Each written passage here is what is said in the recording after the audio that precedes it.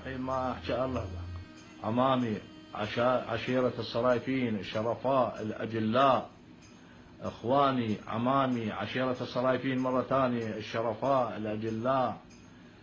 تكلفت على سليم على صلح بينه وبين حليم صروال، كلفني كاظم قال أبو علي بلكي ترضيهم.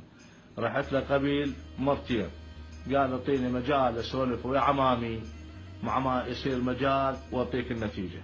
خابرته الظهر سلام وين؟ قال انا بالديوان. رحت على سلام لقيته لابس قلبية ويشرب نارقيلة.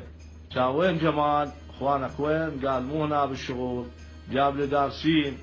قال لخالي خالة تخل حنوجه، خالي شلون السكر وياك؟ قلت له والله السكر نوبة 350 نوبة 300 مذيني. قال ذن حبوب للسكر جابوهن الي.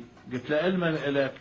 قال والله ذاك اليوم ولد قال لي هاي حبوب ما السكر زينه شربتن ولا اعلم ولا ادري ايش سوى ما سوى سليم. يا عمامي الصرايفين الاجلاء الشرفاء، رحت انا ورا مثل ما قبل حوالي شهر مسير وياي حج عامر بن حج طوينه يوم جاسم مداح.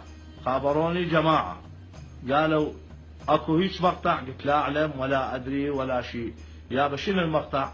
قالوا هيش. دريت مثل ما دريتوا انتم، شاهد الله ورسوله لا عندي علم ولا ادري، مثل ما دريتوا انتم دريت انا.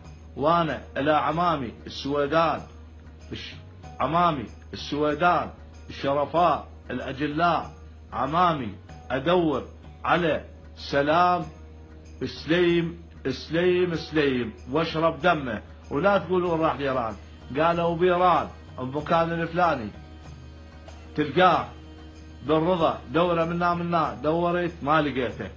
انا يا عمامي يا عمام السويدان لا تضيعون دمي، انا حدي الراس الشهر. اللي لقيت سليم اشرب دمه وقتله واقتل روحي، ما لقيت سليم انا اقتل روحي. لا تضيعون دمي يا عمامي السويدان الشرفاء الاجلاء، عمامي السويدان، اخواني ياقوت، اخواني ياقوت لا تضيعون دمي، وبالذات مو بس ياقوت السويدان لا تضيعون دمي وتجاملون عليه.